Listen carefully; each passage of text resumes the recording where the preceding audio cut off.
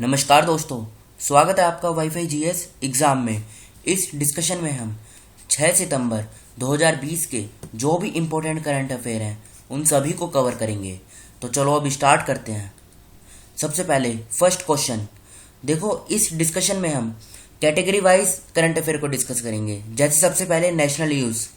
तो first question क्या है, किस राज्य ने निर्देश दिया है कि प्रत्येक जिले में कमांड कंट्रोल रूम में एम्बुलेंस को तैयार रखा जाए?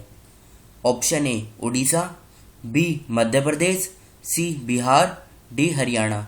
तो इस क्वेश्चन का सही आंसर है सेकंड, मध्य प्रदेश। अब बात यहाँ पे मध्य प्रदेश की हुई है तो मध्य प्रदेश के बारे में कुछ बेसिक इन्फॉर्मेशन देख लेते हैं। देखो, सबसे पहले आप ये याद रखिए, मध्य प्रदेश सरकार ने वहाँ के जो कंसर्न ऑफिशियल्स हैं, मतलब एसडीएम या डीसी हैं, उनको निर्देश दिए हैं कि वो मध्य प्रदेश के हर जिले में कमांड कंट्रोल रूम को स्टैब्लिश करें। और इनका मकसद क्या होगा? मेन मकसद होगा जो क्वारंटाइन है, अभी कोरोना वायरस के चलते होम क्वारंटाइन है और होम आइसोलेशन है, उनको मॉनिटर किया जा सके उन लोगों को, और दिन में कम से कम 2 बार उनके हेल्थ से संबंधित जानकारी को जुटाया जा सके। ये इनका मेन मकसद है, कमांड कंट्रोल रूम को इस्टेब्लिश करने का हर जिले में। अब बात मध्य प्रदेश की है तो कैपिटल क्या है? भोपाल। सीएम कौन है? शिवराज सिंह चौहान। गवर्नर है आनंदीबेन पटेल। और डिस्ट्रिक्ट यानी जिलों की संख्या है 52। और विधानसभा की संख्या है 230। देखो, विधानसभा है यहाँ पे तो मध्य प्रदेश में हो जाएगा यूनिकैमरल लेजिस्लेचर। ये बात आप याद रखेगा, यूनिकैमरल है, बाइकैमरल नहीं है। और लोकसभा की सीटें कितनी हैं? लोकसभा की सीटें हैं 29, राज्यसभा की 11 सीटें हैं। तो ये तो बात करी हमने कॉन्स्टिट्यूशनल सीटें के बारे में, मध्य प्रदेश में कितनी हैं। अगर वहाँ के कुछ नेशनल पार्क देखे जाएं तो ये देखिए, नेशनल पार्क कौन कौन से हैं। नेशनल पार्क है Bandhavgarh national park, fossil national park, Kanha national park, Madhav national park और Pench Priyadarshini national park, Sanjay national park, Satpura national park. ये कुछ बेसिक नेशनल पार्क है, इंपॉर्टेंट है, एग्जाम में पूछे जाते हैं। अब डैम देखते हैं, जैसे बाणसागर डैम, ये सोन रिवर के ऊपर है। सोन रिवर कहाँ से निकलती है? अमरकंटक प्लेटू से। भीमगढ़ डैम ये वेनगंगा रिवर के ऊपर है।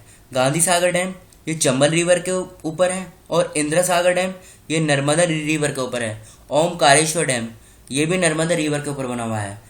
अब ये देखिए, लोकेशन ये है मध्य प्रदेश की लोकेशन। सेंटर में मध्य प्रदेश है और बाउंड्री मध्य प्रदेश की किन राज्यों के साथ लगती है?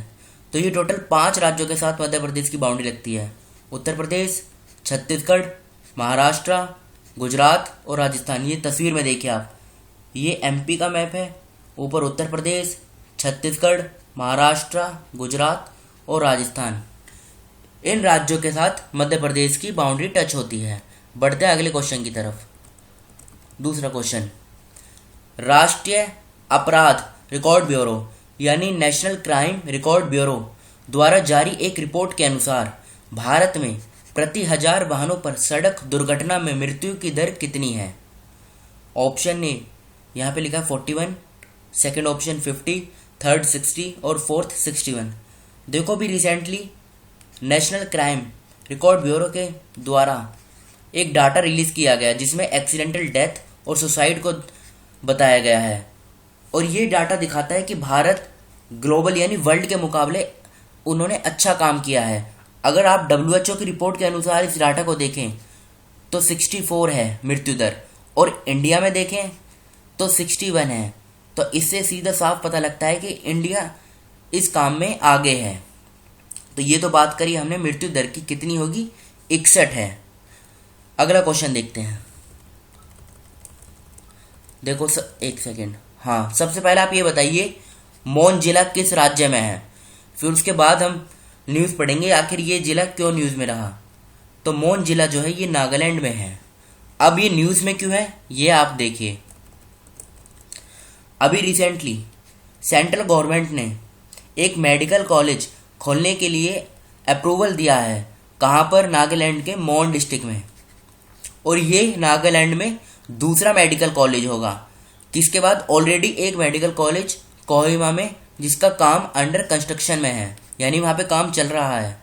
और इनका मकसद क्या होगा, जो नागालैंड का स्टेट हेल्थ सेक्टर है उसको बूस्ट करना, वहाँ पे अच्छे प्रयास किए जा सकें। अब बात हुई है नागालैंड की, तो नागालैंड के बारे में कुछ बेसिक इन्फॉर्मेशन देख लेते हैं। सबसे पहले नागालैंड की कैपिटल क्या है, कोहिमा। और चीफ मिनिस्टर कौन है, Neiphiu Rio. Governor RN Ravi. District 12 है। विधानसभा की 60 सीटें हैं, लोकसभा की 1, राज्यसभा की 1। नेशनल पार्क कौन सा है, देखो ये इंपॉर्टेंट नेशनल पार्क है, इंतेंकी नेशनल पार्क। और डैम दोयांग डैम, जो दोयांग रिवर के ऊपर ही बना हुआ है। अब बाउंड्री देखते हैं, ये देखिए सबसे पहले ये मैप है इंडिया का पूरा, और यहाँ पे ईस्ट में है, नॉर्थ ईस्ट में नागालैंड का मैप। ऊपर अरुणाचल प्रदेश है, नीचे मणिपुर और इधर आसाम। टोटल 3 राज्यों से नागालैंड की बाउंड्री टच होती है, अरुणाचल प्रदेश, मणिपुर और आसाम। तो ये तो बात करी हमने नेशनल न्यूज़ के बारे में। अब इकोनॉमिक न्यूज़ देख लेते हैं। सबसे पहले ये बताइए, वर्ल्ड यूनिवर्सिटी रैंकिंग 2021 में कौन सा भारतीय संस्थान टॉप पर रहा है। IIT Bombay, IISc Bangalore, BHU और IIT दिल्ली। देखो अभी रिसेंटली वर्ल्ड यूनिवर्सिटी रैंकिंग 2021 को जारी किया गया, किसके द्वारा, UK based Times Higher Education, जिसकी शॉर्ट फॉर्म है THE दा, इनके द्वारा वर्ल्ड यूनिवर्सिटी रैंकिंग को रिलीज किया गया। अब बात इसमें इंडिया की करें तो ये इंडिया की जो टॉप स्थान प्राप्त हुआ है वो है IISc बैंगलोर को।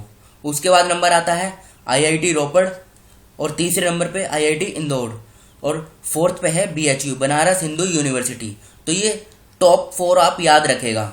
अब ग्लोबली यानी वर्ल्ड में बात करें तो फर्स्ट नंबर पे आता है ऑक्सफोर्ड यूनिवर्सिटी, जो UK में है। दूसरे नंबर पे स्टैनफोर्ड यूनिवर्सिटी, ये कैलिफोर्निया में है। और तीसरे नंबर पे हार्वर्ड यूनिवर्सिटी, जो USA में स्थित है। देखो यहाँ पे इस क्वेश्चन में बात हुई है इंडिया की, तो IISc बैंगलोर को वर्ल्ड यूनिवर्सिटी रैंकिंग 2021 में टॉप स्थान प्राप्त हुआ है। अब बात करते हैं इंटरनेशनल न्यूज़ के बारे में। नवंबर 2020 में SCO की सरकार के प्रमुखों के शिखर सम्मेलन की मेजबानी कौन करेगा। फिर से बोलता हूँ, नवंबर 2020 में SCO की सरकार के प्रमुखों के शिखर सम्मेलन की मेजबानी अपना देश भारत करेगा। अब SCO है क्या, इसके बारे में देख लेते हैं। देखो SCO का जो गठन किया गया था ये 1996 में किया गया था। किनके द्वारा, चाइना, कजाकिस्तान, किर्गिस्तान, रशिया और तजाकिस्तान। उस समय उज्बेकिस्तान नहीं था इसमें, लेकिन 2001 में उज्बेकिस्तान को भी इसमें शामिल कर लिया गया। और ये है क्या, ये है Eurasian political, economic and military organisation है। और इसे जब फाउंड किया गया था तो इसे 2001 में शंघाई में फाउंड किया गया था, ये भी बात आप याद रखेगा। 2001 में इसमें उज्बेकिस्तान भी शामिल हो गया है।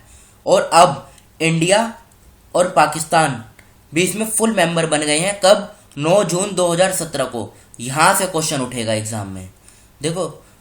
और ये समिट कहाँ पर हुई थी, कजाकिस्तान के अस्ताना शहर में ये समिट हुई थी। ये बात आप याद रखेगा, एग्जाम में ये पूछा जाएगा कि इंडिया और पाकिस्तान को किस डेट को SCO में शामिल किया गया था, या फिर किस समिट में शामिल किया गया था। तो अस्ताना में हुई थी समिट, कजाकिस्तान के अस्ताना शहर में। अब SCO जिसकी फुल फॉर्म है शंघाई कोऑपरेशन ऑर्गेनाइजेशन, ये भी पूछा जा सकता है कि इसका हेडक्वार्टर कहाँ पर है। अब नाम में शंघाई है तो हो सकता है कि आप आंसर शंघाई लगाओ, लेकिन शंघाई नहीं है, आंसर है चाइना का बीजिंग। बीजिंग में इसका हेडक्वार्टर है। तो ये तो बात करी हमने इस क्वेश्चन के बारे में। अब इसमें टोटल कितने मेंबर हैं, टोटल 8 मेंबर हैं। China, India, Kazakhstan, Kyrgyzstan, Pakistan, Russia, Tajikistan और उज्बेकिस्तान। याद रखेगा तुर्कमेनिस्तान नहीं है इसमें। तुर्कमेनिस्तान आमतौर पर किसी भी ऑर्गेनाइजेशन में शामिल नहीं होता है, ये स्विट्जरलैंड की तरह है। जैसे स्विट्जरलैंड भी किसी ऑर्गेनाइजेशन में शामिल नहीं होता है, तो ये बात आप याद रखेगा। और तुर्कमेनिस्तान को सेंट्रल एशिया का स्विट्जरलैंड भी कहा जाता है। अब स्पोर्ट्स न्यूज़ देख लेते हैं।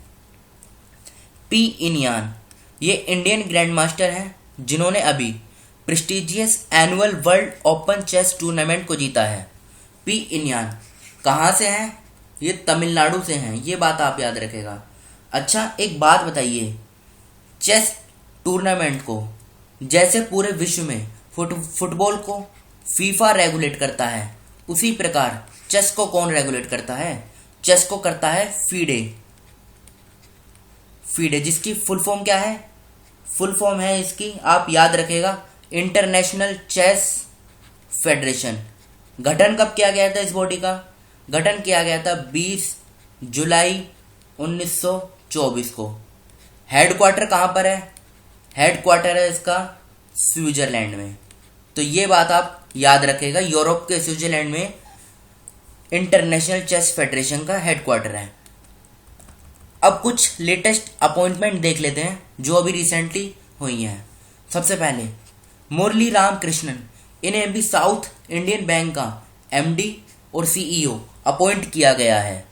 विनोद कुमार यादव, इन्हें इंडियन रेलवे बोर्ड का सीईओ अपॉइंट किया गया है।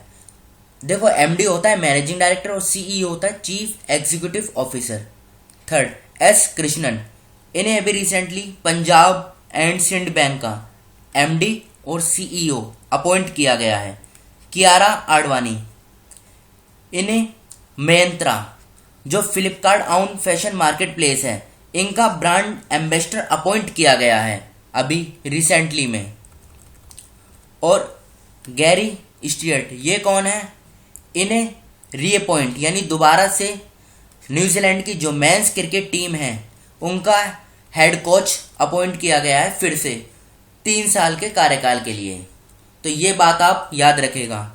और पीडीएफ जो है इस डिस्कशन की वो आपको डिस्क्रिप्शन बॉक्स में नीचे मिल जाएगी, तो पीडीएफ आप उस लिंक पर जाकर देख लीजिएगा।